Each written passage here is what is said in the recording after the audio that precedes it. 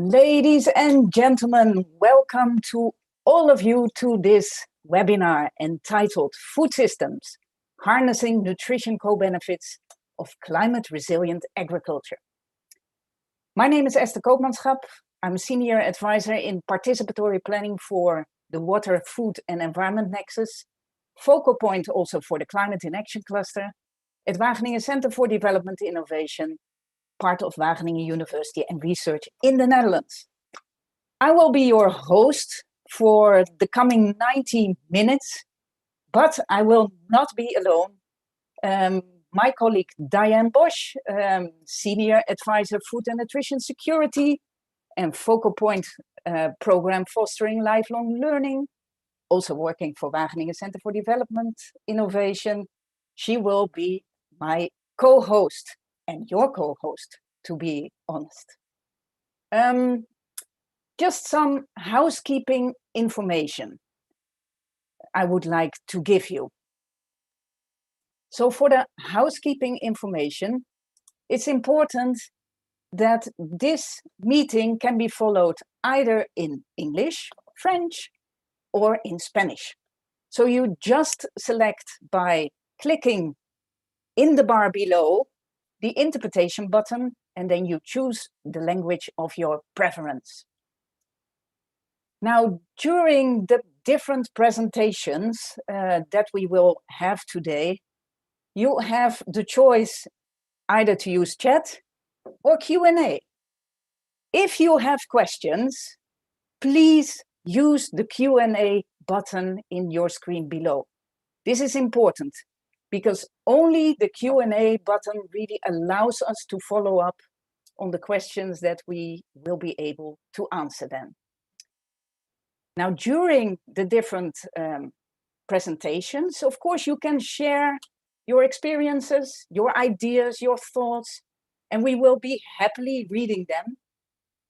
Please also select, when you put a message in the chat, check the all panelists and attendees option, because then your chat can be followed by all of us here together in this webinar.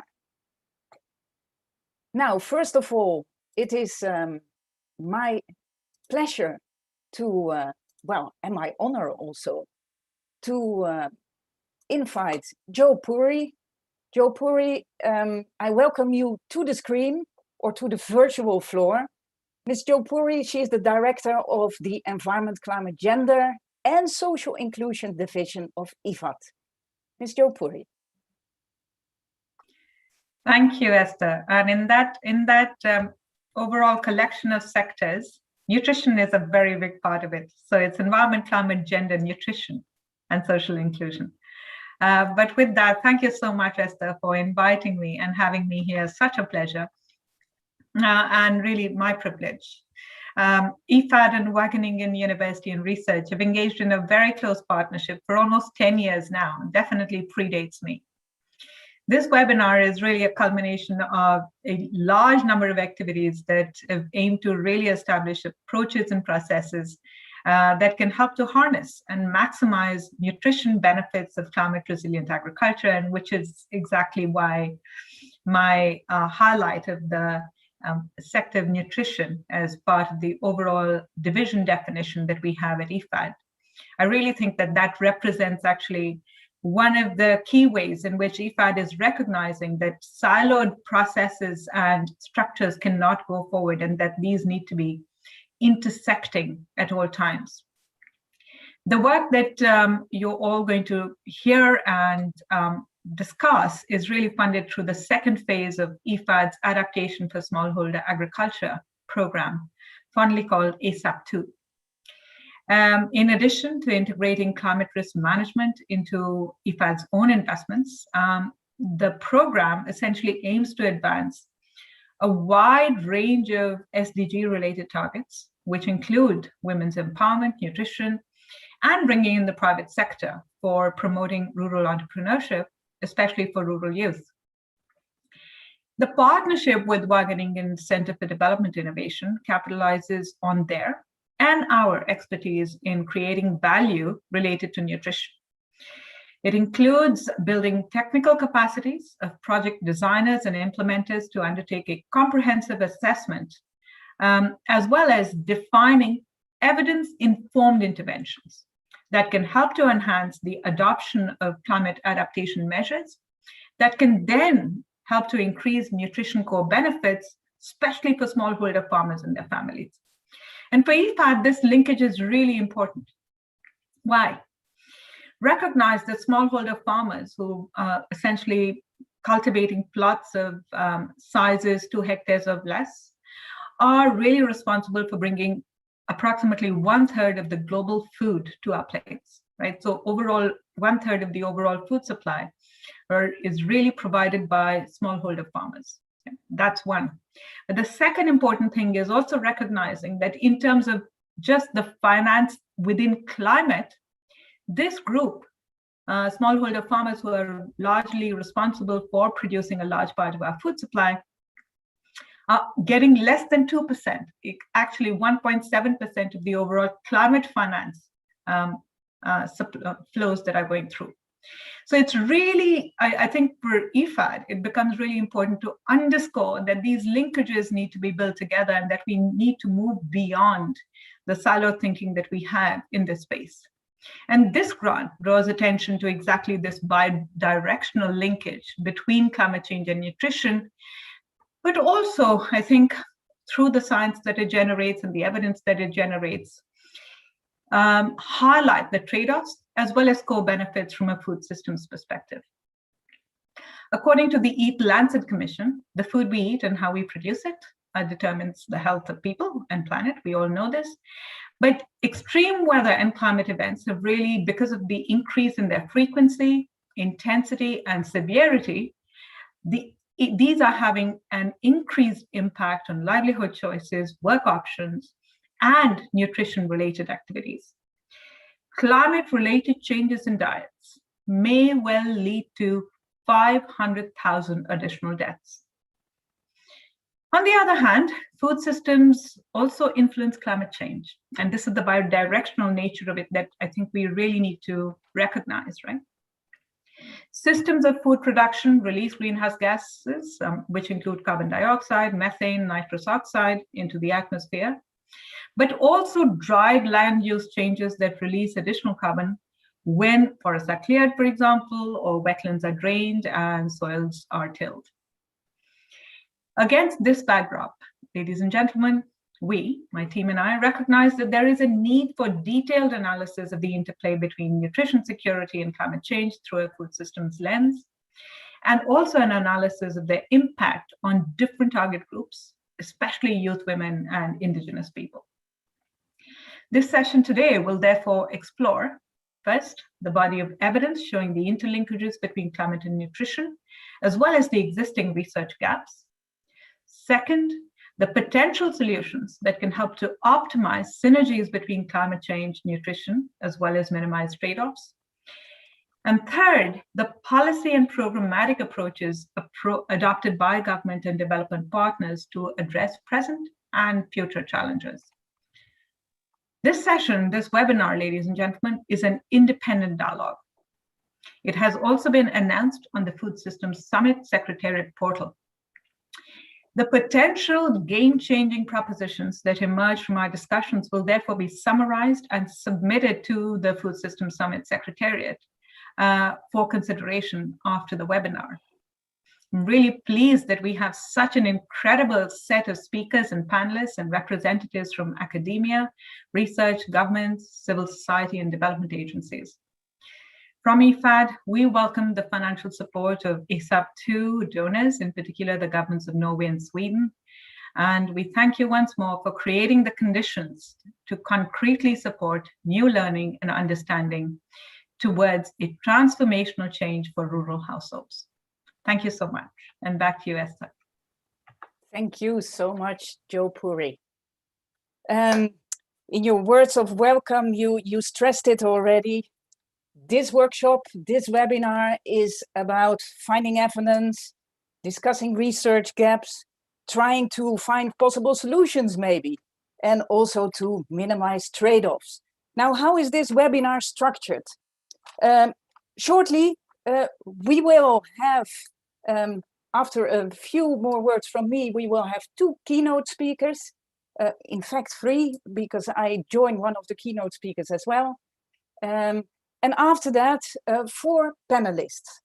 Now, once again, of course, we will focus on also making sure that your questions are answered.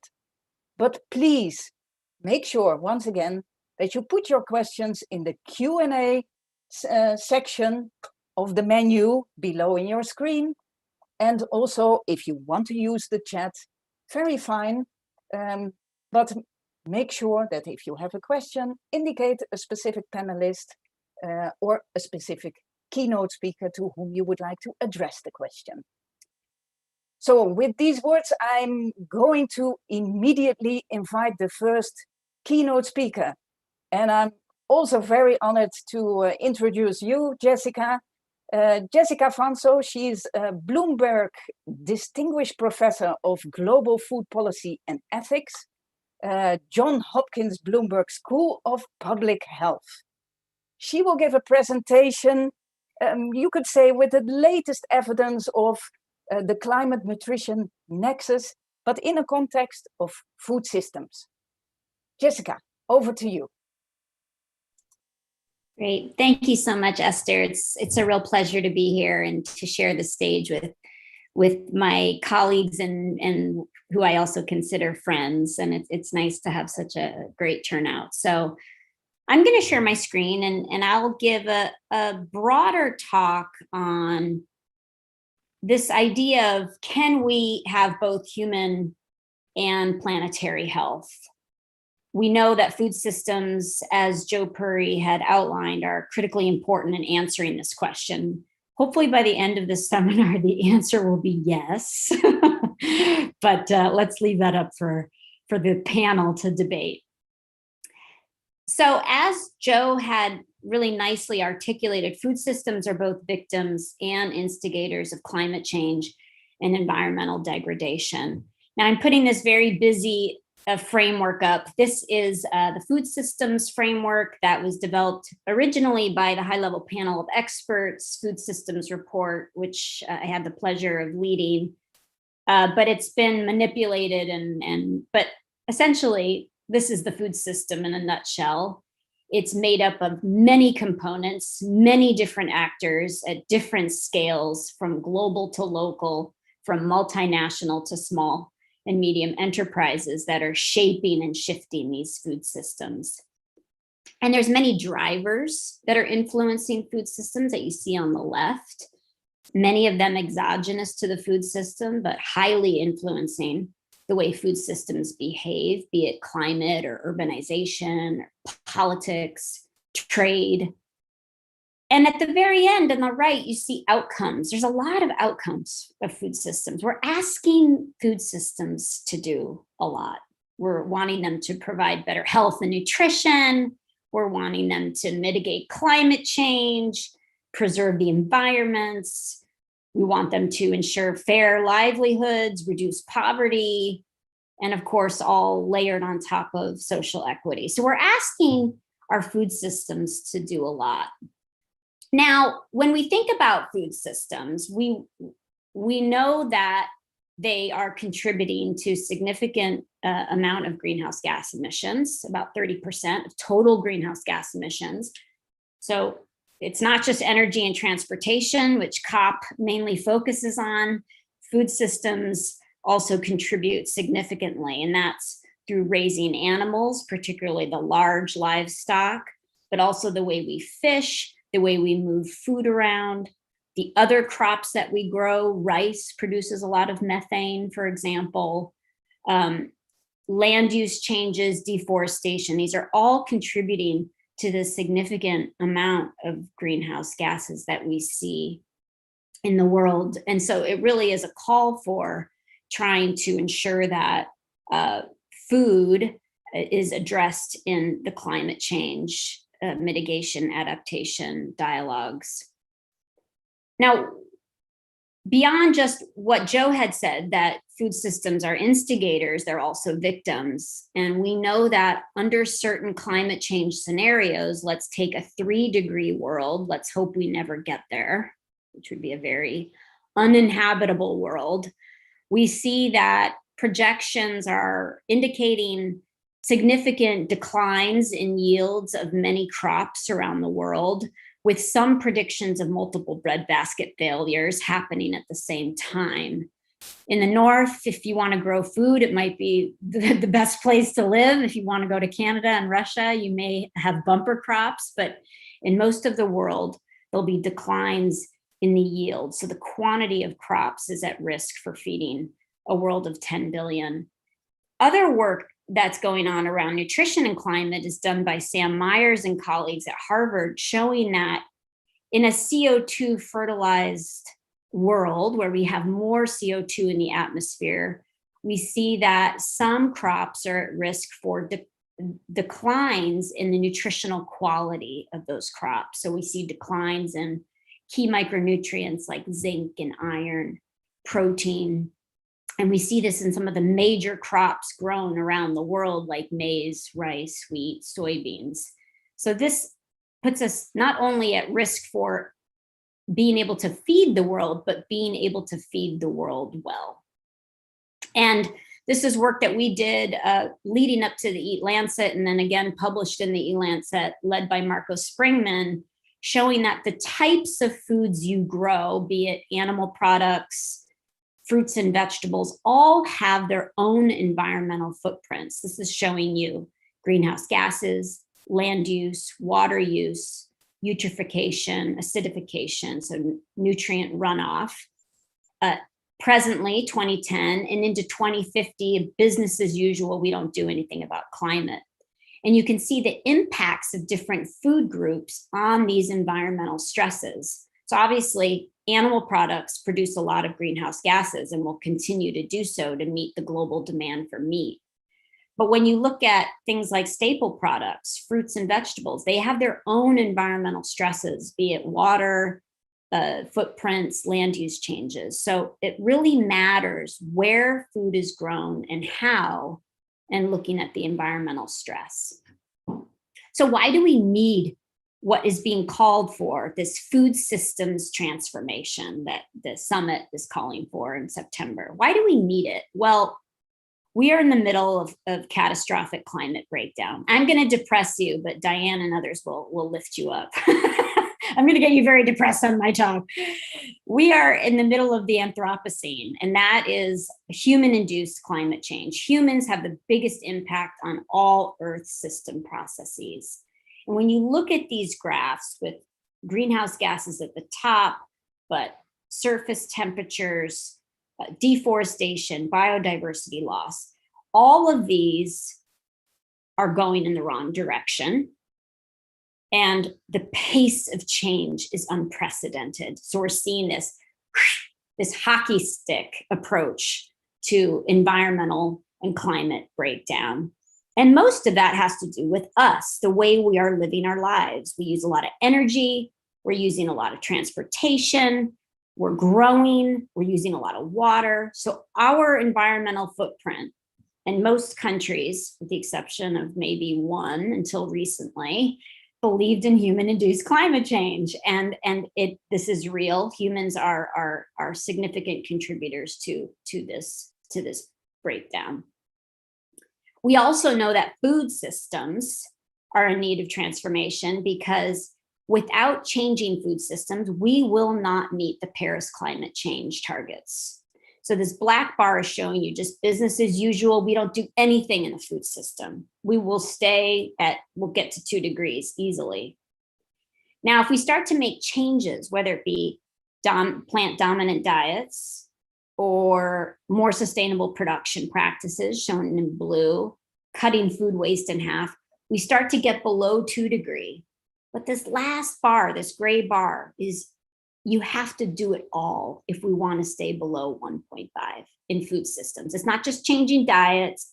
It's not ensuring that farmers practice more sustainably and preserve ecosystems. It's the whole actions that the Food Systems Summit is calling for.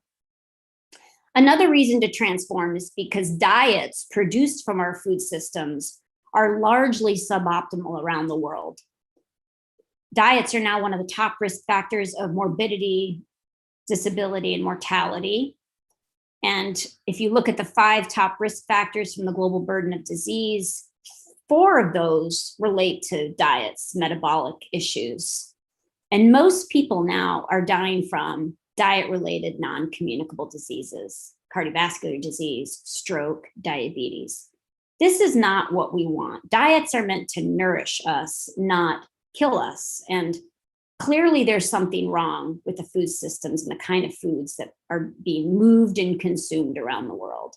And this has resulted in a massive burden of malnutrition, be it 690 million people go to bed hungry. That number is going to increase, particularly this year. FAO SOFI will come out in another month, and it's not good with food prices and the COVID pandemic's impacts on the economy. We also still are grappling with significant amounts of undernutrition among women and children. And 2.1 billion people are overweight and obese. Most of this double, triple burdens of malnutrition are sitting in low and middle income countries. Incredibly complex biological outcomes for countries, particularly with little resources in their health system to deal with. So this is quite an alarming trend. And it begs the question, why have we seen some indicators like child mortality come down so rapidly? Why have we not seen that for nutrition? That's the question.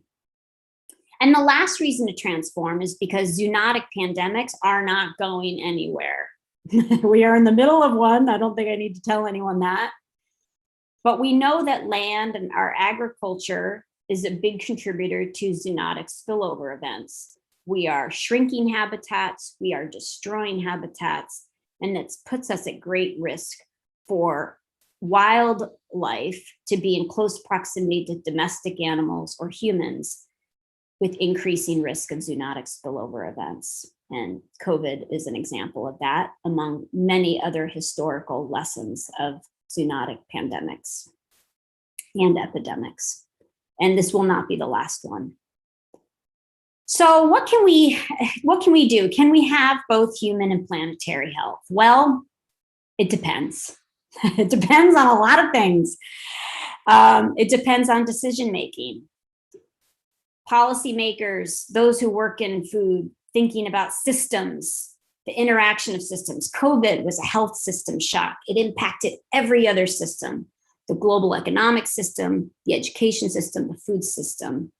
So how do we prioritize and cooperate in our decision-making? And we've never seen something like the COVID-19 pandemic where we've had significant global cooperation. And we've seen when that doesn't work in the last year and a half and what's happening now in places like India, being left behind and vaccine rollouts, et cetera. Evidence, we need to generate it, share it, and use it for policymakers. They need to know how their food systems are behaving. We need more political will and action. We need policymakers to be bold, but also learn from the past, learn from what didn't work.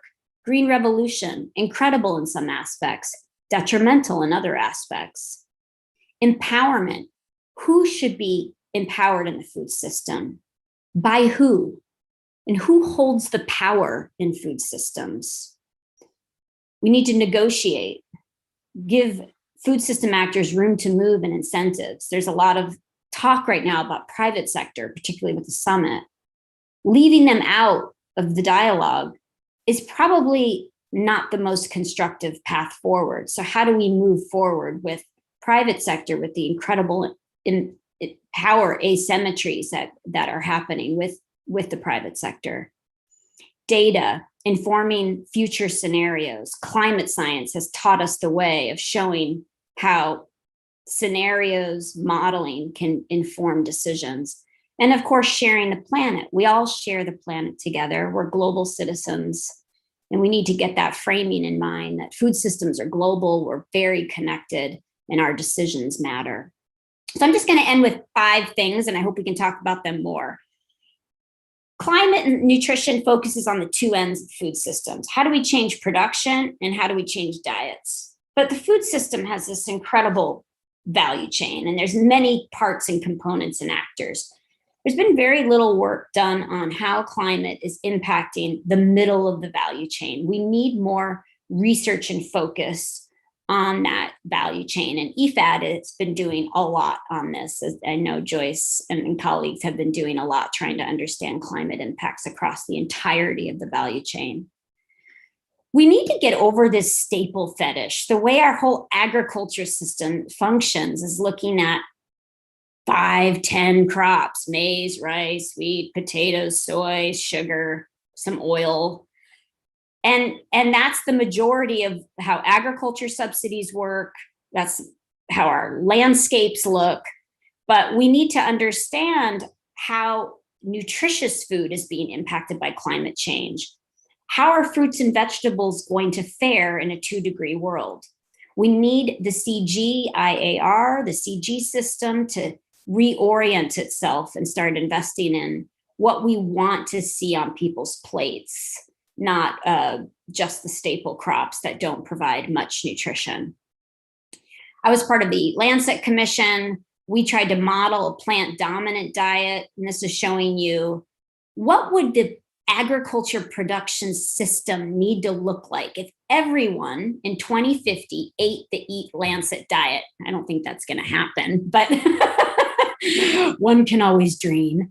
And we cut food waste in half, and that's shown in green. So yellow is same, business as usual, cutting, no food waste cuts.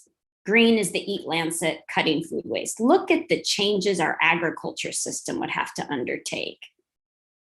Massive increases in fruits, veg, legumes, nuts, and seeds. And this is the kicker: massive declines in red meat production. The livestock industry would be significantly impacted by this change in diets. The third is we need to think about what motivates consumers. Does the environment motivate them to eat differently? Trends say no. I mean, people are driven by taste, price, convenience. Environment is quite low on the list of priorities for your everyday consumers, having to make hard choices and get food on the table. So how do we as a research and development community motivate people to want to consume for planetary health? Tough to do, something to consider. But there's so many solutions out there. Cynthia Rosenzweig, I think many of you know her, she's a giant in climate change. They have a great paper out in Nature Food, marking out what you can do across food systems and their mitigation and adaptation potential. I really encourage you to read this paper. It gives so many different solutions. We just need policymakers to invest in it. And lastly, we've been working at Hopkins with Global Alliance for Improved Nutrition and many partners, FAO, on promoting accountability through better decision-making and through better data. We have something called the Food Systems Dashboard we launched last year. I encourage everyone to go to that. And we now are working on something called the Food Systems Countdown Report. We've submitted it to Lancet. It'll be an annual publication tracking some of the highest quality food system indicators that can help raise accountability for food system transformation. And I'll end there. Thank you so much.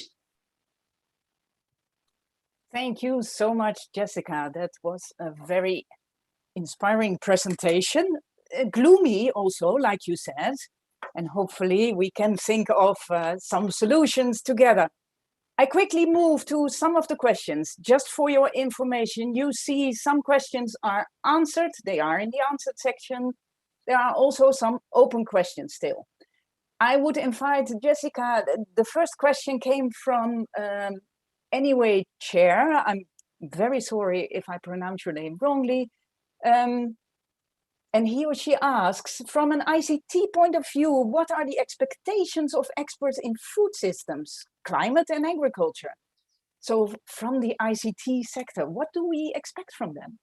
Yeah, great question. Yeah. We just worked on a paper led by Chris Barrett at Cornell, looking at technical bundles and how those can improve food systems, or we call them socio-technical bundles.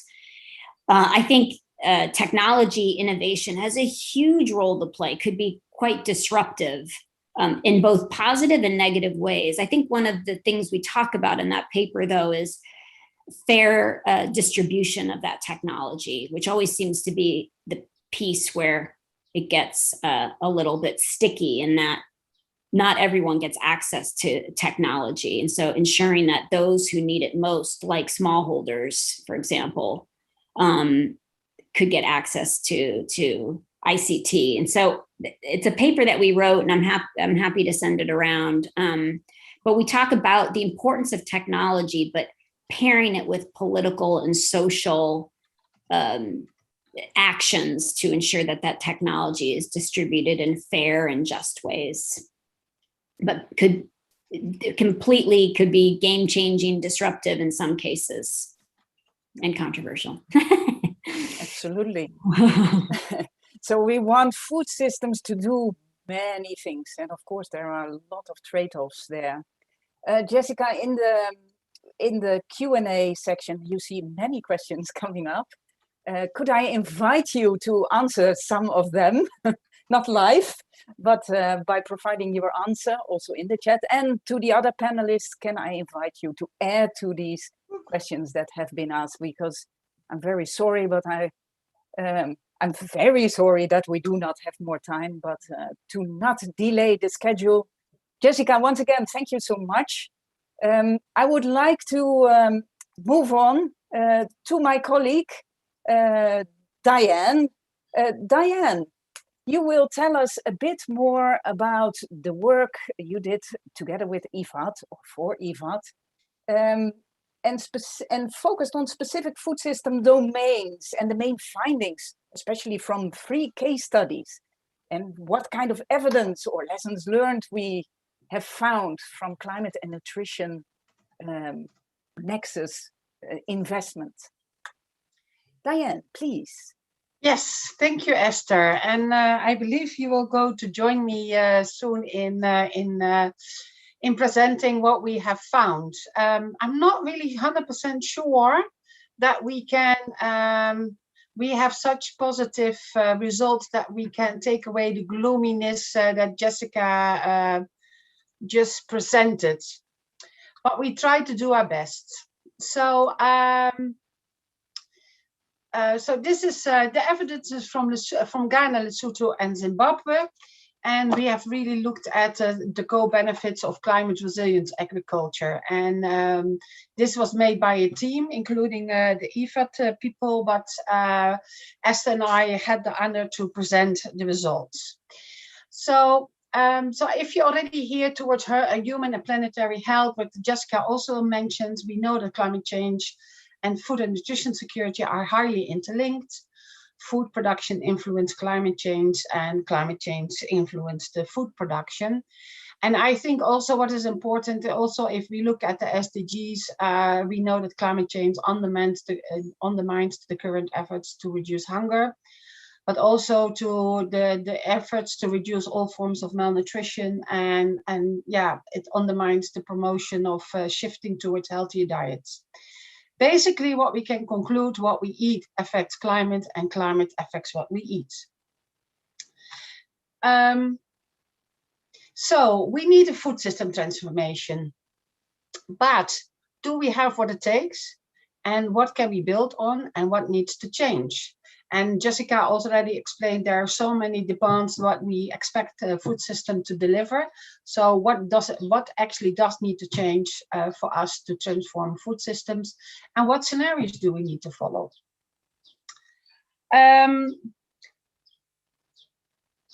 So what did we do then in our efforts? So in 2020 and 21, we were very busy with the 3 major elements of the job that we did. First, to explore relationships between climate and nutrition in Ghana, Lesotho, and Zimbabwe. And we had their teams from ACDE joined by the IFAD staff there to look at this. We also have looked at examples of climate resilient agriculture with nutrition co-benefits in different elements or domains of the food system, also in the 3 countries. And then we also have looked at what evidences can we find in the literature on climate mitigation adaptation measures focused on climate resilient agriculture, again with nutrition co-benefits. But before we actually start looking at what we have found from these 3 major activities, I first want to quickly go through a conceptual framework of a food system so that we know what we are talking about. So this is from the conceptual framework for diets and nutrition from Ellen de Bruin et al. From 2019, and this is building up the high panel level of experts of 2017 document on food systems for healthier diets. And here we can see really 4 major domains, which is the food value chain, which we can see here. Then the food environment, which is here. The consumer behavior, and that's also something that Jessica mentioned in the global review. And then the drivers, and the drivers are on different things like environmental drivers where we are looking at right now, but also technology. And then the ITC question already came up. That's an example of the technology, policy and economic drivers, social cultural drivers. Here in the social culture drivers, there are women empowerment in, because I saw a question coming by on women empowerment or a comment on it, and drivers of geographic demands, which is then also the increase of population on the world. And then we have the outcomes for dietary outcomes, which then influence health, sustainability, and socio-economic, including income of families. Then I would like to ask Esther to continue with the next couple of slides on the literature review and the evidences from Ghana. Yeah, thank you very much, Diane. So like Diane already indicated, we focused on 3 different countries, but also we ran or conducted a general literature review. And there were so many interesting facts that we found. And I would like in your screen now, not by going through all of them, I just put some of these facts on the screen. I think that this is already indicating that we really need a food systems transformation. No, we need food systems transformations, to be precise. Jessica Vanzo referred to this too, because if one considers that 75% of food production depends on only 12 plants and 5 animal species, it becomes clear how vulnerable the world food supply is. And well, a lot of the food that we produce is actually being lost. You can see more than 50% of all fruits and vegetables, for instance, and 20 to 30% of all meat produced globally are lost or wasted. So there is really something that we have to do. Diane, can I have the next slide, please? So what we did in the, let's say, the general literature review, and yeah, I'm very sorry that I can give you just a few highlights or lowlights, maybe. We try to look at, indeed, from a food systems perspective, at drivers, at food value chains, at food environment and consumer behavior. And that is interesting because, of course, that's not something done already for a long time. So this food systems perspective gives us actually interesting outcomes, but we could do better, because we also realized from the general literature review, there is actually ample evidence, but we can really do much better in describing lessons learned. There is a clear lack, for instance, on what did not work. And that's such a pity, because that's how we learn and that's how we can improve, of course. So I think that's one of my key messages also. Take into account failures. Make sure that we record them as well, because this is so important for us for cross-learning. Now, if we look at the drivers, and that links back to the food system approach that, or the framework that you saw earlier showed by Diane, what we eat affects climate, and climate affects what we eat. But we can elaborate a lot more. So climate change is a driver, and at the same time an outcome of the food system. Nutrition is an outcome, but of course the food we produce is again having an impact on climate. So there's a lot written in the literature with regard to the drivers domain. If we look at the food value chains, so that domain of the food systems, what I found very interesting, or what we found very interesting, is that there is a lot of, you could say, focus on where the strength lies. And that's not in the similarities, but in the differences, because we need crop and livestock diversification. So still empirical evidence on the link between production and consumption diversity is scarce, but some studies indicate that production diversity is actually positively associated with dietary diversity in some situations, not all. And that is important to stress because food systems are dynamic, they are non-linear, it's always context specific. A very important message also to give is that reducing food waste and losses along the value chain can be an important key solution for improved nutrition and climate change mitigation. It may well be one of those win-win or double duty activities. And of course, we want them. We want even triple duty activities. But how? That is, of course, the next question. But we should describe them better. And again, I say we can do much better in recording those. If you look at the food environment, well, food safety standards, labeling, networking, income generation, linked with awareness raising, a lot needs to be done still, but a lot is done.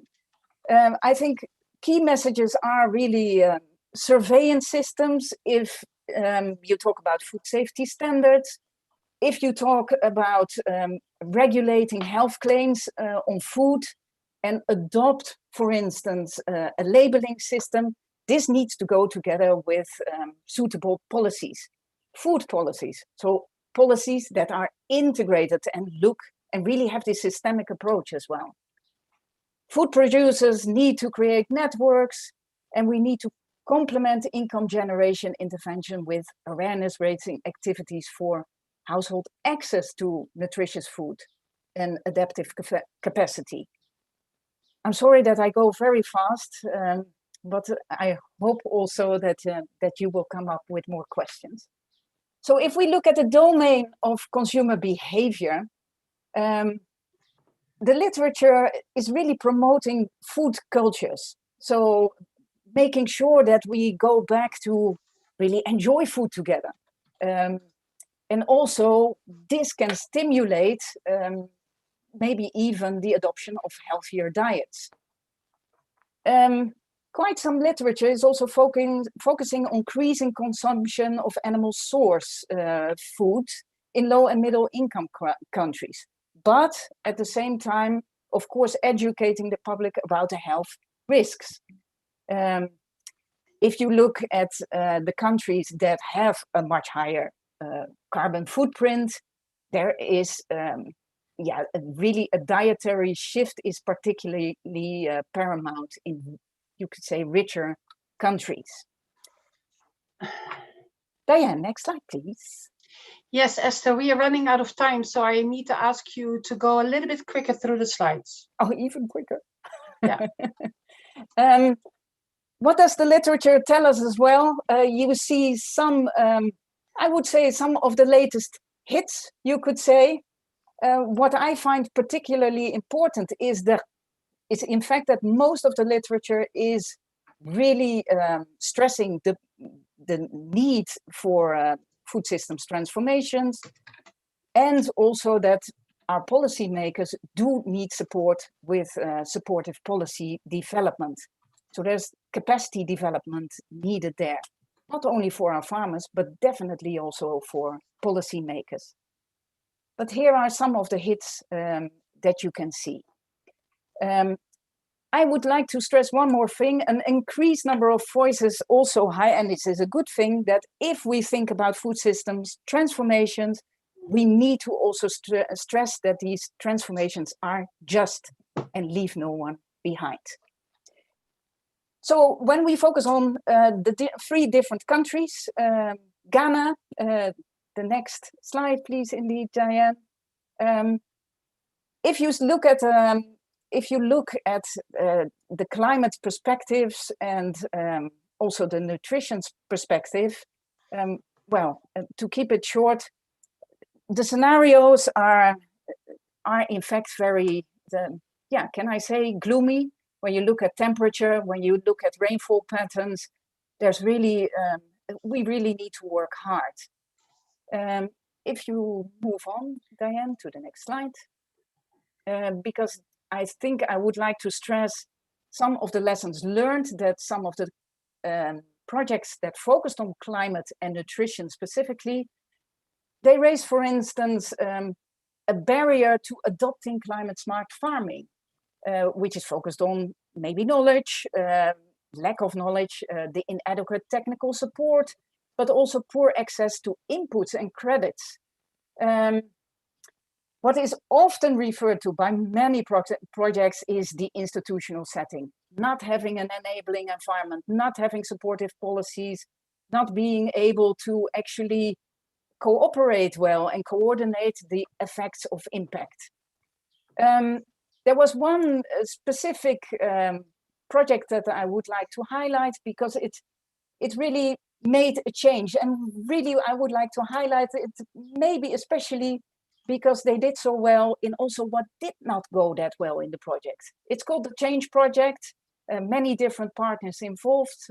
You will see that also on the website afterwards, because we will share that with you. But what they stressed really was the gender approach. It's important when you focus on women, also focus on men, because otherwise it doesn't work. When you focus on climate and nutrition, you have to discuss land access, especially in Ghana. There is a strong focus on continued collaboration through facilitated, coordinated, multi-stakeholder partnerships. And that's what many projects push for, but often don't keep the continuation going. And that's a pity. Diane, quickly forward to you again. Thank you, Esther. So I have two more countries to go quickly through, and I'll first start with Lesotho. And Lesotho, we're looking at Lesotho because we are running out of time, so I'm going to summarize a little bit more than I originally intended. In Lesotho, the geographical correctness and the socioeconomic conditions are really one of the major issues that affecting the food system and the food system outcomes. And the food system outcomes does not provide affordable and physically and economically accessible food for healthier diets. And here also consumer behavior was picked up as an aspect that is playing a major role. So these are two issues that within the food system that we focused on. So I quickly want to go to one of the few examples that we have that has been published and has evidences. So in 2013, the FAO supported the government of Lesotho to do an initiative of combining cash transfer and improvement of homestead gardening, which proved a positively impact on agriculture production, and they used a climate smart agricultural approach, which they commonly use as keyhole gardens, which is very common in Lesotho. And it had also a positive impact on the food security and the welfare of poor families. And that has been published. And what is very nice is that this example was used for scaling up in the response of the El Niño drought in Lesotho in 2017. So they used that evidence to scale up. Another interesting point is that this was not an entry point from a climate and nutrition nexus, but really a social security, focusing on the beneficiaries that are eligible for the child grant program. So a completely different entry point than we normally see if we talk about climate and nutrition.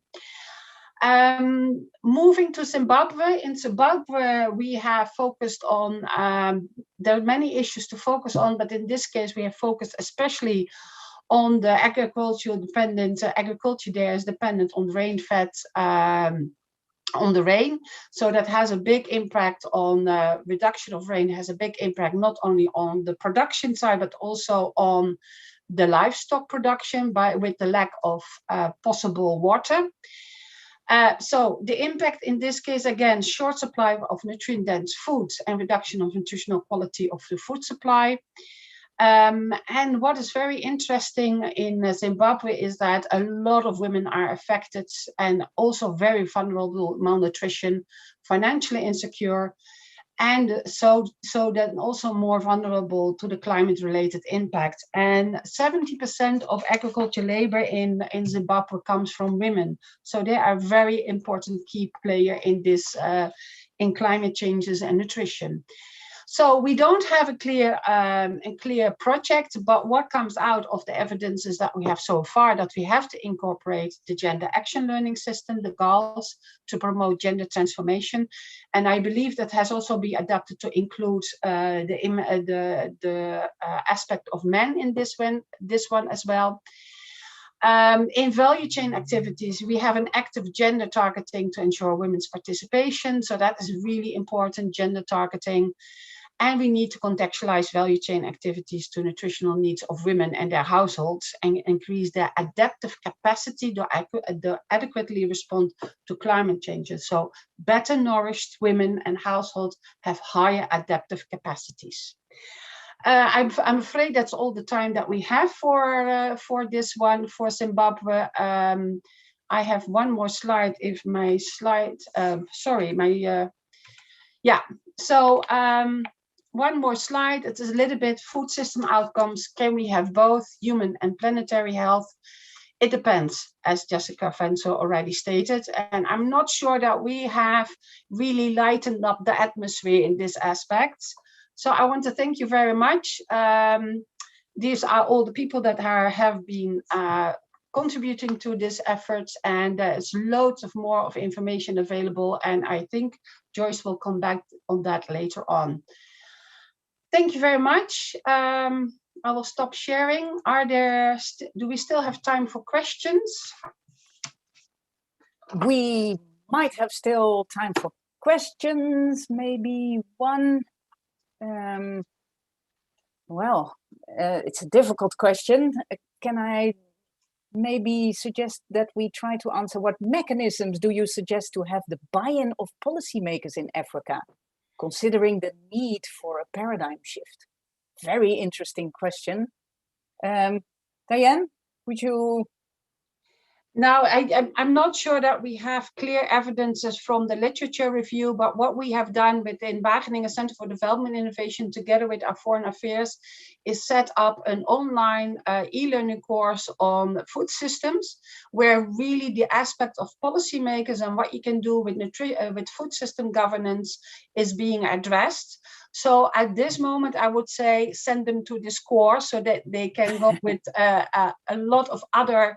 I think we have now 500 to 600 policymakers in the course that we are running now to discuss these issues and to make them aware that it's important to address these food system issues. Yeah, thank you very much, Diane.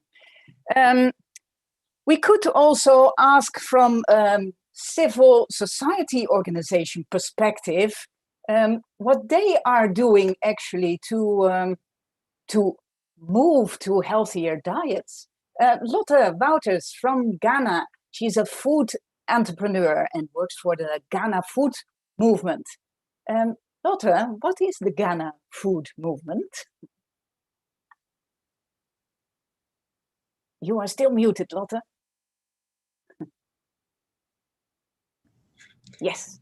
Good afternoon, Esther, and thank you so much for this opportunity. The Ghana Food Movement is a young and action-driven grassroots network. We consist of farmers, scientists, chefs, engineers, journalists, artists, marketeers, designers, producers. I can go on.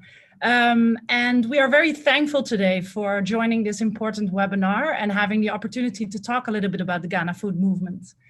I think it's important to know that although I'm one of the founders of the Ghana food movement, that the movement consists of mostly Ghanaian food actors.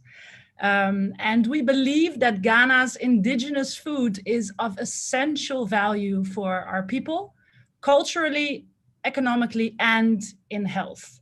And we have a short clip to show you who is in the movement and what we are about. We are the Ghana Food Movement. We are agricultural trainers, chefs, farmers, entrepreneurs, nutritionists, biodiversity experts, filmmakers, and change makers. We want Ghana and the rest of the world to value Ghanaian food culture. Because we're losing our indigenous ingredients, our ancestral knowledge, and therefore our identity. That's why we cook it, grow it, film it, trade it, and share stories about it. Come join our network and show the world what Ghana's food is all about. If you say you get power, me too. God give me power. Don't need a school. God give me power. Make me your tool. God give me power. So a lot of very nice indeed. So what does your movement do to promote actually or stimulate, you could say, the shift towards more healthier diets? Yes, well, our grassroots movement is focused on the end of the value chain. We think that is a part of the chain that is hasn't been explored enough to its full potential. And we would like to change consumer behavior. We do that not by telling what people should eat or should not eat, but by inspiring them through young role models like chefs and artists and designers and online influencers. And we're trying to make local food cool and something to be very proud of. We believe that our local cuisines and ingredients and dishes are far more healthy than the large amounts of imported foods like meat and white rice and fast foods that are starting to dominate our modern food culture. Ghana has a lot to offer when it comes to a healthy diet. We have very interesting ancient grains like millet, sorghum, fonio, but also crops like yam, bambara beans, and nuts. And fermentation is traditionally one of the most used cooking techniques, all very healthy. And by promoting these local foods and the food culture, we believe that Ghanaians not only become more healthy, but at the same time that we support a local system where farmers and entrepreneurs are supported, biodiversity and ecosystems can flourish. And this was also, I think, what Esther referred to in her keynote just now. So how do we promote this so-called new Ghanaian diet? Well, good to know that this diet is inspired on our indigenous food culture, but at the same time, it embraces modern needs like convenience and technology. So we work together with all our members, like we said in the video. We write about it, we blog about it, we cook about it on our social medias, and therefore we have a wide reach. For instance, one of our bloggers has over 200,000 followers, and she creates modern Ghanaian recipes with local ingredients and leaving out white rice, Maggi, palm oil, etc. It's a very effective way to let consumers embrace their local food culture and understand that it's cool to eat Ghanaian food. Second one is we promote variety. So a lot of regional dishes, often forgotten dishes and ingredients. And again, we use our chefs and bloggers to film about it. We work together with an arts institute that has a mobile museum that goes through all the regions of Ghana. And we showcase that these cuisines are often very nutritious. They work a lot with leafy greens, local spices, are very plant-based. So again, we try to put that into a more modern context and promote that. We also build on the status of chefs in Ghana and even in West Africa. So chefs can be change agents when it comes to shifting to healthier diets and a sustainable food system. However, in Ghana and actually most parts of Africa, this hasn't really been utilized. So we are setting up a chef's academy. We work together with TV stations. We support them to start blogs, online talks, organize dinners, all to boost local healthy food. Nice. We also interact with kids because, you know, healthy eating starts with kids.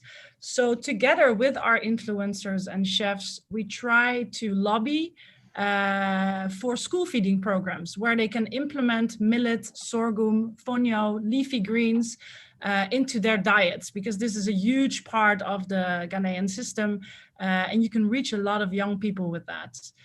We also go to schools, universities, and there inspire young people in the starting point of their food careers to get them excited about the modern possibilities and celebrating and redefining their local foods.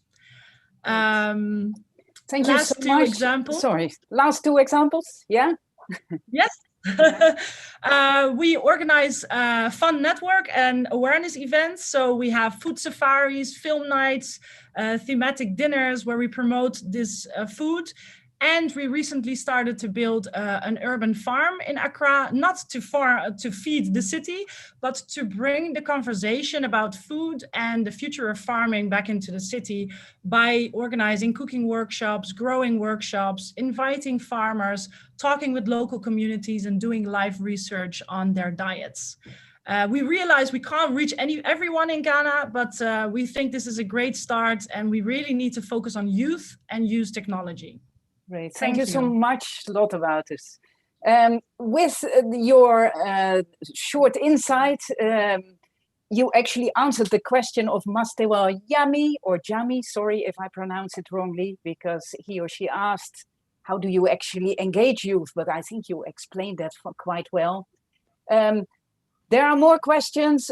Dear people, Lotte and also Jessica, Diane, and the other colleagues of IFAD as well are doing their best also to answer your questions live at this moment.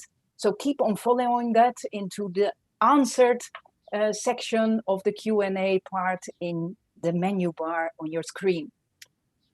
I would like to ask from a government perspective, and we have with us, virtually, Mr. Abdoulaye Ka.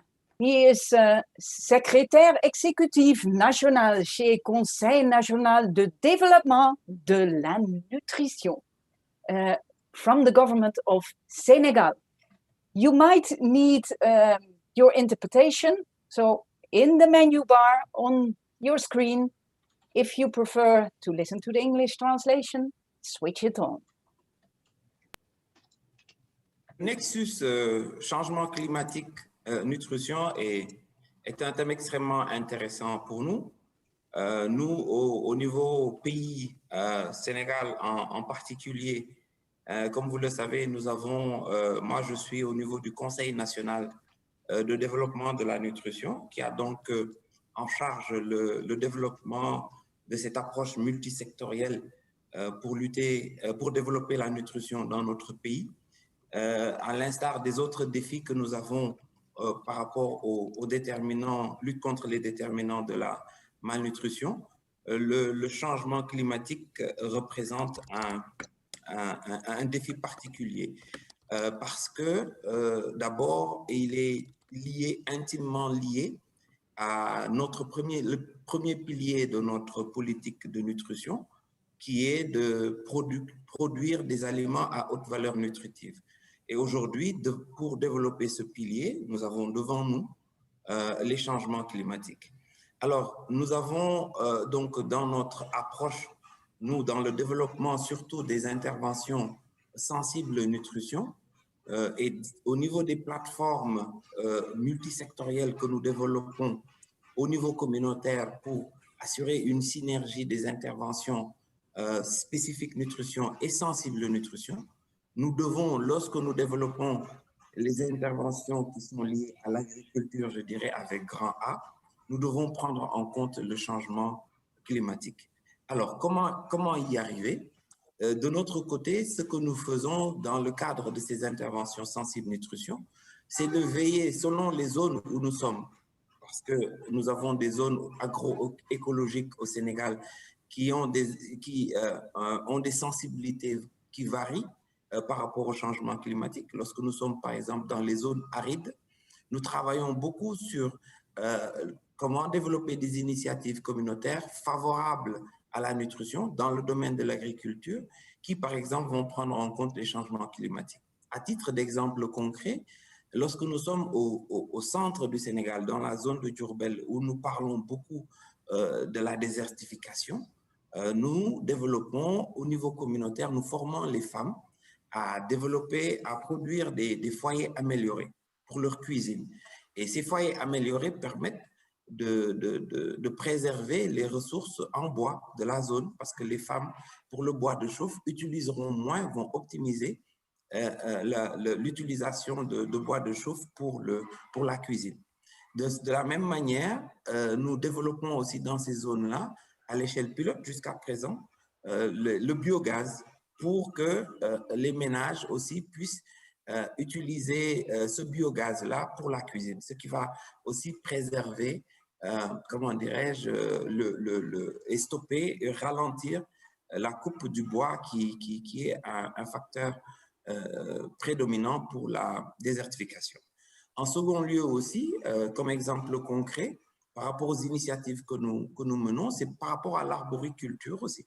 Nous, pour la nutrition, nous savons que pour les produits forestiers non ligneux et aussi pour les arbres fruitiers aussi, qui peuvent s'adapter aux conditions climatiques que nous avons dans notre pays, nous développons aussi, formons les femmes et travaillons avec le ministère de l'Environnement et le ministère de l'Agriculture pour former les ménages à planter des arbres au niveau des jardins maraîchers qu'ils ont ou au niveau de leur maison pour qu'ils puissent utiliser ces arbres fruitiers qui sont à haute valeur nutritive pour justement l'alimentation des enfants surtout. Alors, ça, ce sont des exemples concrets que nous menons. Et nous avons vu aussi, sur un autre plan aussi, par rapport toujours au changement climatique, comment dans ces zones-là, que ce soit dans le centre du Sénégal comme dans le nord, la gestion de l'eau représente un défi particulier.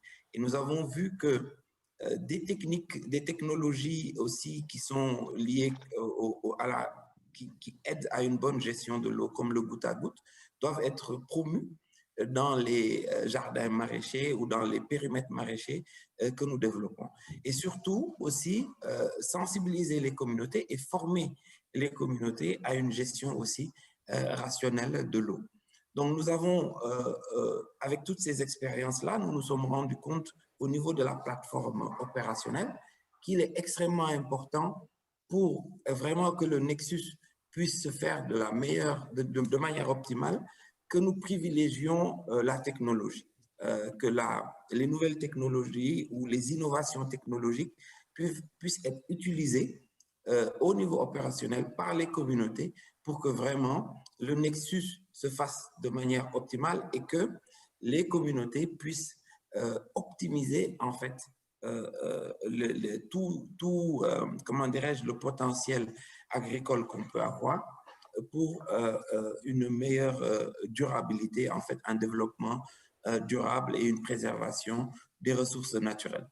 Par rapport à l'élevage aussi, et par rapport au changement climatique, nous faisons aussi beaucoup appel aux spécialistes de l'élevage pour qu'ils nous aident aussi à trouver, lorsqu'on parle d'élevage de petits ruminants ou lorsqu'on parle d'aviculture, de trouver aussi des espèces qui soient résistantes et qui soient adaptées aussi aux rigueurs climatiques que nous avons, par exemple, dans le nord, où il fait de plus en plus chaud, où nous avons besoin aussi d'espèces qui sont de plus en plus résistantes, surtout quand on parle d'aviculture, parce que nous voyons qu'avec les initiatives autour de l'aviculture, il y a beaucoup de pertes. Parfois, on achète des sujets qu'on place au niveau des communautés, mais on subit beaucoup de pertes durant les périodes de haute chaleur parce que les températures sont, comme vous le savez, sont en train de monter partout. Donc vraiment, je voudrais terminer par l'importance de ce pilier et insister sur le pilier de la recherche et de l'innovation et des technologies nouvelles que nous devons avoir à l'échelle communautaire, au niveau des plateformes où vraiment ce nexus-là se fait sentir. Parce que les populations ont comme challenge de pouvoir bien vivre, bien se nourrir dans un environnement de plus en plus difficile et nous sommes de plus en plus sujets à des chocs comme le choc que nous avons eu avec la pandémie Covid et qui nous a montré qu'il nous faut avoir des technologies durables, des approches durables pour y arriver. Je vous remercie pour votre attention et j'espère pouvoir contribuer tout à l'heure avec les questions. Merci.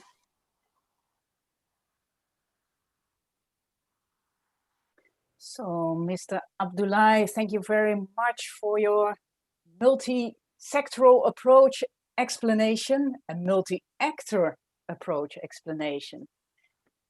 So far, I have not seen a specific question in the chat. Esther, I think we need to move on because we are really behind. Exactly. And unfortunately, Mr. Abdoulaye is not with us. So I think we can move to the next speaker. Abdoulaye joined us. Yeah.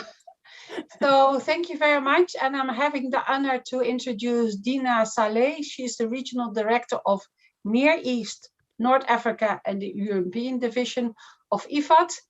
And for her, we had the question of transforming rural areas entails addressing the challenges of climate change, food security, and healthier diets that affect smallholder producers.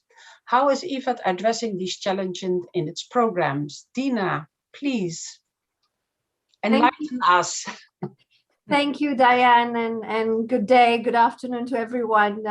Really, it's been such a rich discussion so far, and while we don't have the magic wand, I think it's these such conversations that can really bring the discourse forward. So I'm very happy to be part of this. So, I mean, I represent, as you said, a region that is characterized by high population growth, young population, high unemployment, food security and malnutrition. So it's really real for this region, which is Middle East, North Africa, Central Asia. But the question, let me respond now to your question. IFAD has an exclusive focus on smallholder agriculture and rural development. And this specialized focus, experience, and expertise gives us a comparative advantage to strategically position and play a key role in promoting inclusive and sustainable rural transformation.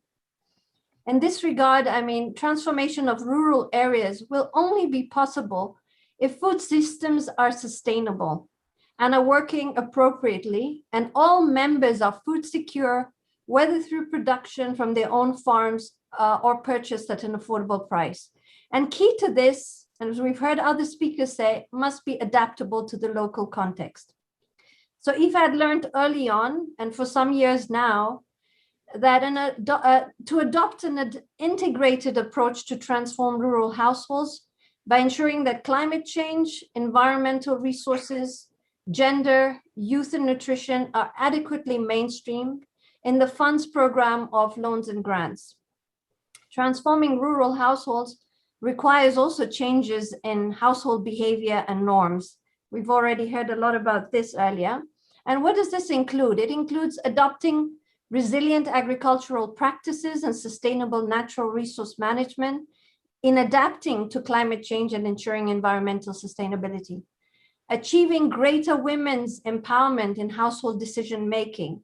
And we heard also about, people asking questions about women's empowerment.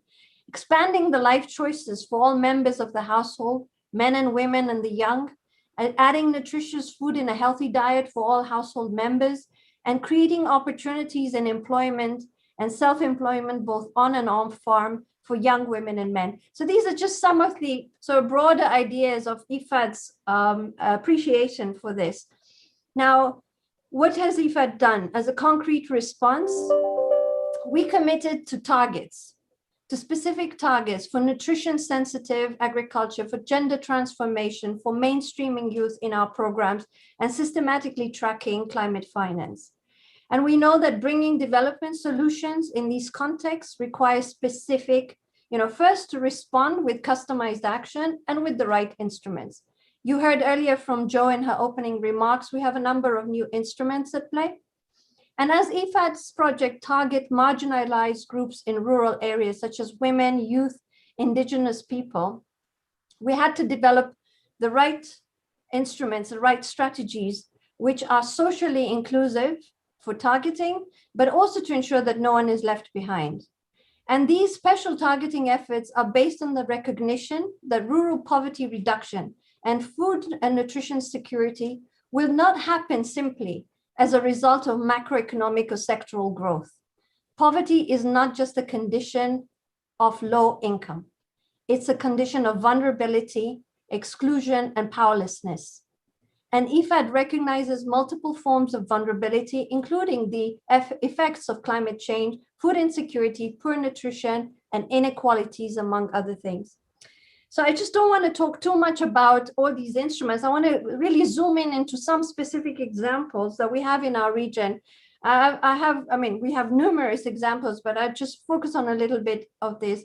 So you heard about the instrument of ASAP Plus, and this is supposed to be expanding and deepening our impact.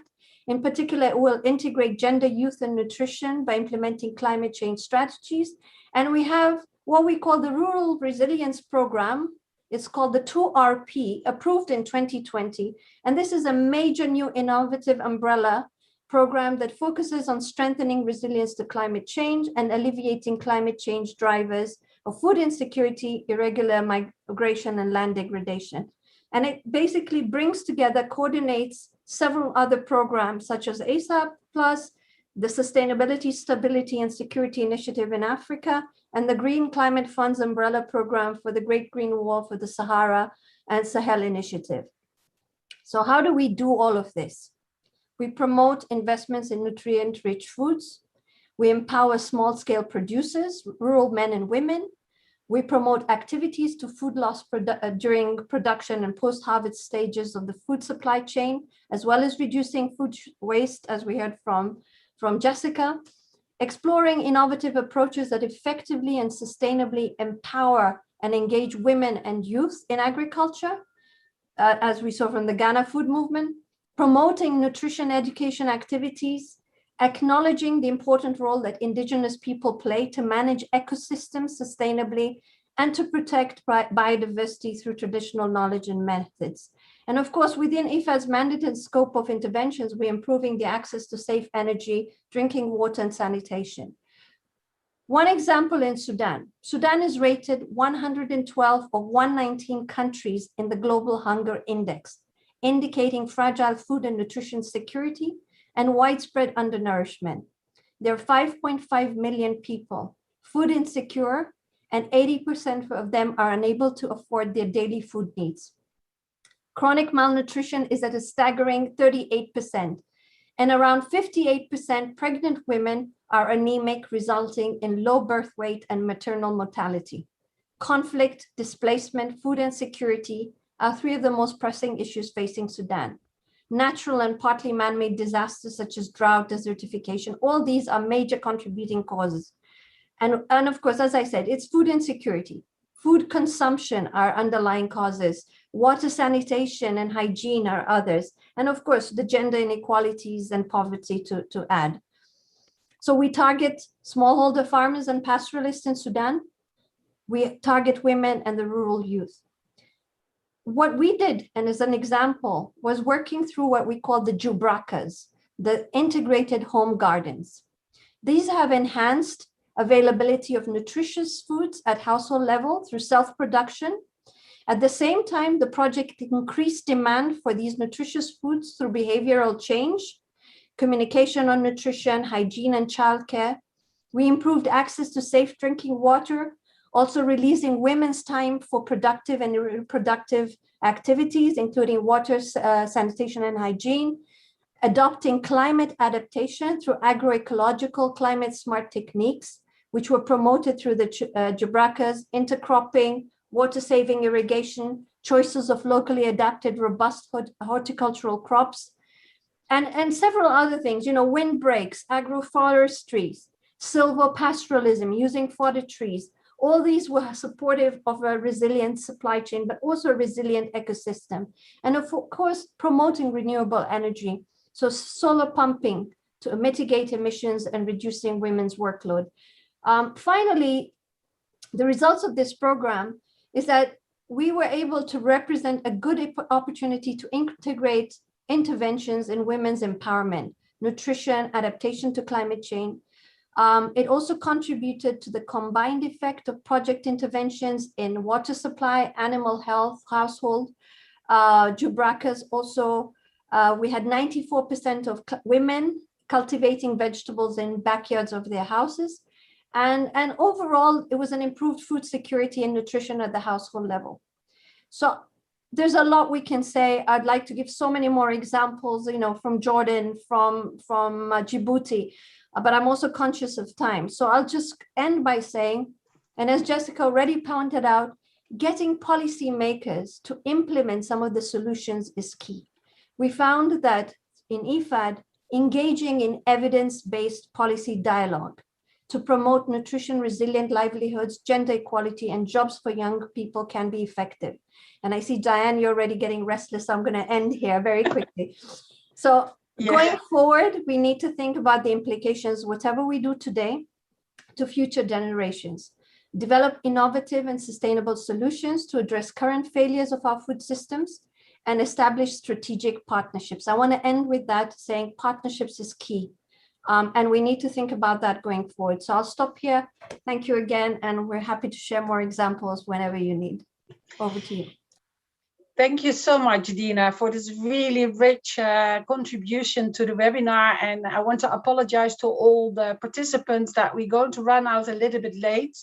But I do think it's worthwhile staying online, because I think this has been such a rich webinar that I think it's worthwhile to just permit us a little bit of time to go over time, because there's so much to share. So having said that, I would like to introduce the last panelist, but definitely not the least panelist. And this is Mr. John Ulimwengu. I hope I pronounced that correctly. He's a senior research fellow of the International Food and Research Institute for IFPRI. We know it as IFPRI. And your question that we would like you to elaborate on is: food systems are major contributors to climate change, and without significant shift in diets globally, it's unlikely the world will achieve its targets. How can countries promote the consumption of more sustainable diets? Mr. John. Yes, thank you. Thank you for having me. This is a very lively and I think opportune debate. Based on the experience that we have, what we try to do is to contextualize the debate at country and even beyond at subnational level, because the whole concept of sustainable healthy diet may be different in Butare, Rwanda, or St. Louis in Senegal. In a country, even in the same country like the DR Congo, access to vitamin A in the eastern part of DRC is through mainly sweet potato, as opposed to palm oil in the western part of the country. So the idea is really to contextualize, bring the debate at local level. We did it in, for the last 2 years, we did it in Ghana, Burkina Faso, Rwanda, and Kenya. So that's the basis is really to generate knowledge, as Jessica pointed out, knowledge at local level. And in this experience, we brought to the table your civil society organizations, and of course, government officials, the private sector, which is very critical. So what we did to bring that knowledge for policymaking was to do some very simple mapping of micronutrient deficiencies, both using supply and demand side, and then use those knowledge to help government design what we call climate and nutrition smart food system. It is very important for and Jessica also pointed this out. We need to be smart along the whole food system, from one end to the other. I understand the focus on climate change, but the sustainability of that healthy diet, it's not only intergenerational. We need to make it sustainable from the production all the way to the table, the consumer table, and that in between, it's missing the missing part. So as far as African countries concerned, when you hear Malabo compliant national agriculture investment plan in the context of CADEP and the Malabo agenda, there are really national agriculture agriculture investment plan that include both the issue of climate, of course, nutrition, bundle in the same. In addition to that, what is very specific to African countries, again in the context of CADEP and Malabo commitment, is that in addition to all of that, there is a mutual accountability framework. There is a process where every 2 years, countries need to report on the progress, and countries are being ranked based on the progress, now this is we are working on the third cycle. It is at least pushing government, private sector, civil society to change behavior in a way that we hope will bring that nexus, climate change and nutrition into the mainstream agricultural policy making. Because one of the issues that in all these countries is that often the ag policy folks are within the Ministry of Agriculture, the nutrition is somewhere else, Ministry of Health, and then climate with the Ministry of Environment.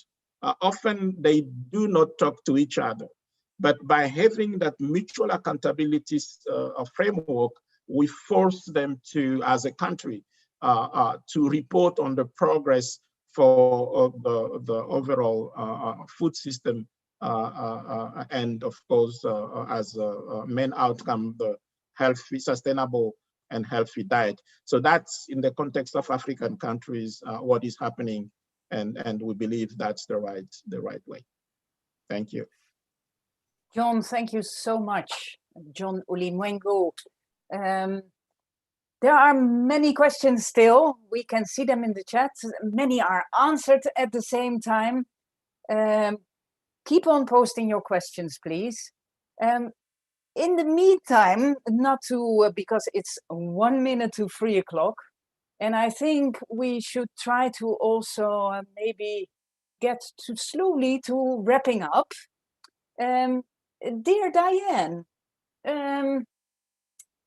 can I give you the floor and to help us actually to wrap up? What are some key messages, maybe even solutions that you noticed, that you think were mentioned? Thank you, Esther. I think the first one that I really want to mention, and that's maybe not the normal gender way, I think especially based on the Ghanaian food movement, I think we need to involve with young people and young entrepreneurs. And I think we have been talking about a lot of time about nutrition and about food, but I think we need to change the habits and let them be involved in production, but also preparing and eating food, and let them taste it, and not just and not just talk about it. We really need to have to go to action. So I think bringing them on board and make them active part of our food system, and provision of really nice food that's based on the tradition is, I think, very, very, very key. Yeah. Local food is cool. Exactly. Yes. What about you, Esther. Did you also pick something up? Definitely. I totally agree also with John Ulimwengu, what he just mentioned, that nutrition is sometimes in the Ministry of Health, and then of course agriculture, Ministry of Agriculture. It is often said that we need to get rid of all these silos, that we need to move towards horizontal learning, cross-sectoral learning. And I think that is a crucial element. Of course, there is the big how to do that and how to do that best, but there are many lessons learned on that. I think to stick to, first of all, to the policies, because I would like to say something also about cross-sectoral learning, but first of all, a key message for policy. I think we need to move away from sectoral policies really to integrated food policies. It's essential for us, I think, to make sure that we can move towards more sustainable food systems. However, I say that immediately, policies are there to be implemented. So they should not be on paper because, Diane, I think you also remember very well, in most of the countries that where we talked with different stakeholders, they said, we have lovely policies. Yeah, they are sectoral, but they are not implemented. So integrated food policies, but implemented. Yes, what about you, Diane? I would definitely agree. They should not be there for furniture, but really for active and implementation. And that brings me actually to the last key message, and maybe that's already said, and especially I think the examples that Dina provided, it made me think about it. It's very important if we work with food systems and we work with climate, we need to contextualize. There is no one solution for all. So we need to tap our creativity to find out really solutions that will fit for that area that we're working in. And I think Dina had a really great example illustrating that. So I think we also involving young people, but also policymakers to make an integrated food policy that is actually able to be implemented and contextualized to the different areas. And that could be per country, but it could also within regions, within countries, that I think we really need to be creative and adapt to that situation for the best solution for all. I think that's it. And that's also what we have time for, I think, Esther. Am I allowed one last one? Because it is really urgent, I think. Because what I would like to stress also, if you talk about participatory approaches, which we all talk about, yes, there is, for instance, participatory research done, participatory planning, but what is crucially important is also, and I think that's really a game changer that we need to push forward, is that we also learn how to do participatory monitoring and evaluation of the actions that we implemented. So that is one more thing that I would like to add. With these words, thank you, Diane. Also, thank you, everybody. I would like to turn to Joyce Njoro, lead technical specialist for nutrition at IFAD, to take us through the reference materials of this webinar. Thank you very much, dear Esther. And ladies and gentlemen, I am now pleased to introduce to you some reference materials on the nexus between nutrition and climate change that have been produced through this partnership between Wageningen University and IFAD. So and some of these have already been mentioned.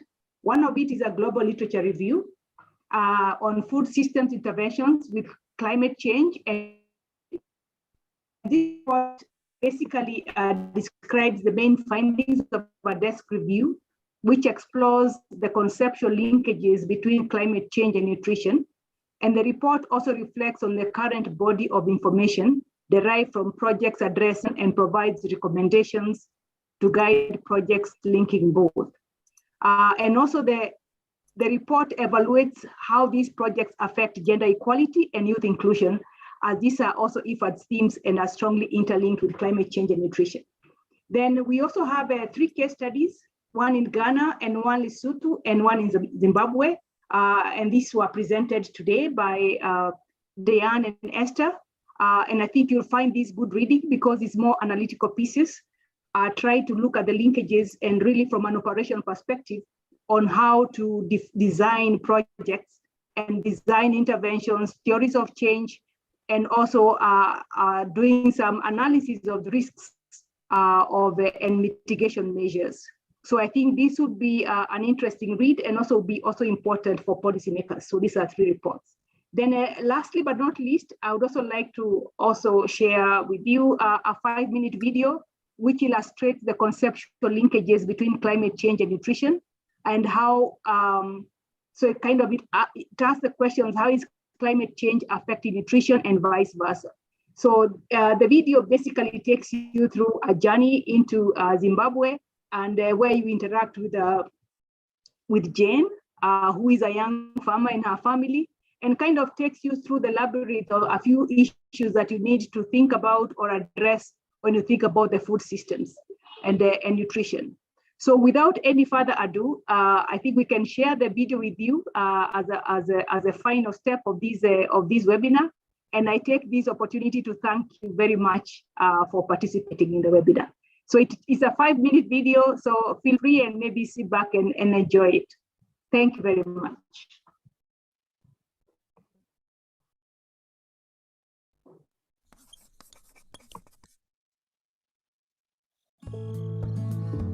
Let's travel to Zimbabwe. Meet Jane, a 25-year-old farmer who lives with her husband and their 2 young children.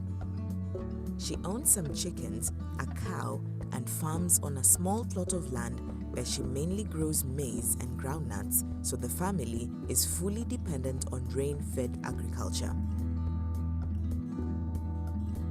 Jen sells most of her crops as well as eggs, and she keeps some for their own consumption. Farming is not that profitable anymore. That is why her husband is working in a nearby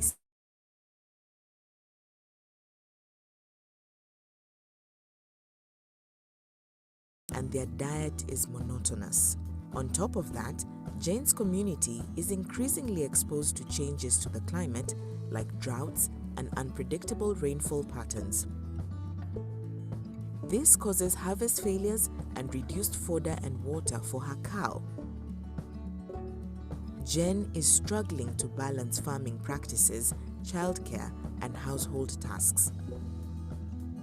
Almost half of the children in Jane's village are malnourished, and she is worried about the health of her own children.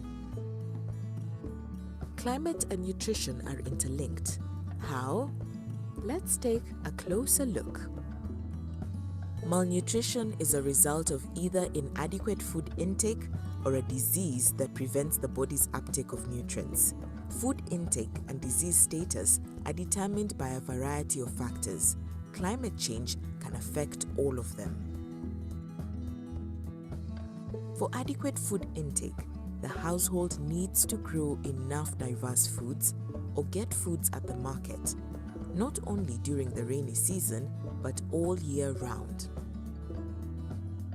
Changes in the climate, however, can increase the risk of household food insecurity. Unpredictable rainfall patterns or drought leads to crop damage, farmland erosion, and reduced animal fodder. Yields reduce, less food is available, and food prices might increase.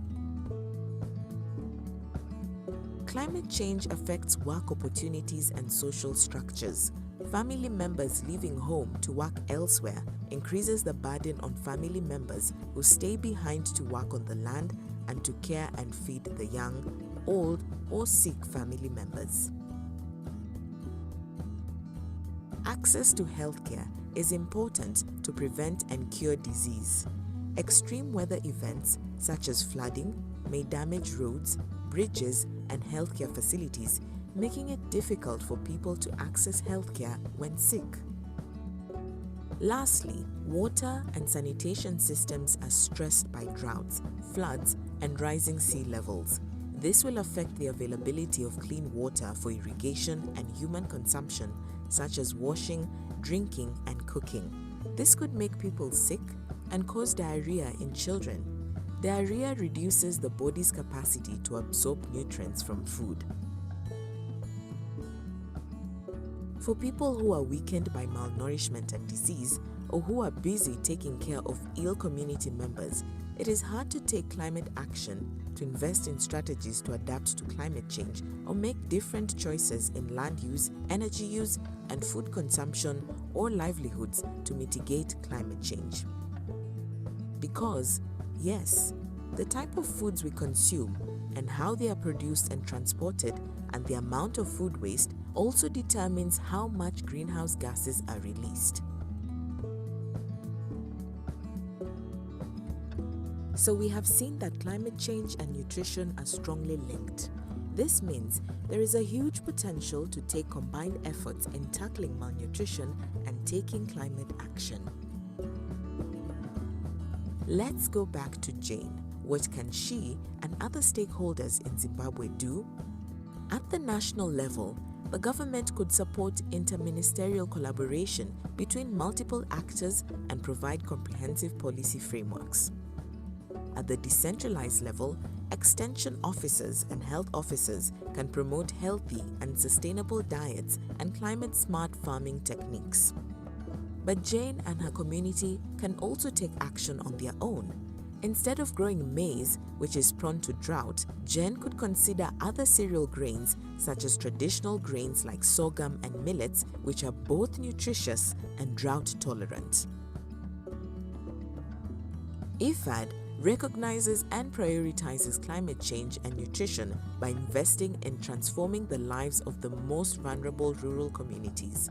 IFAD promotes rural development, gender equality and inclusiveness to end hunger and poverty, food security and nutrition in the face of a changing climate.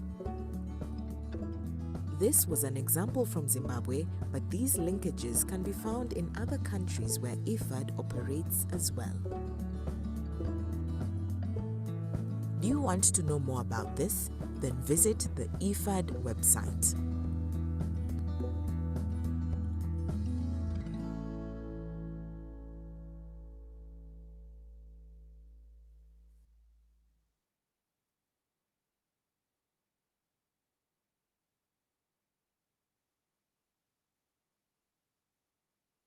Thank you all dear people for your participation and for your active contribution to the chat and the questions and answers.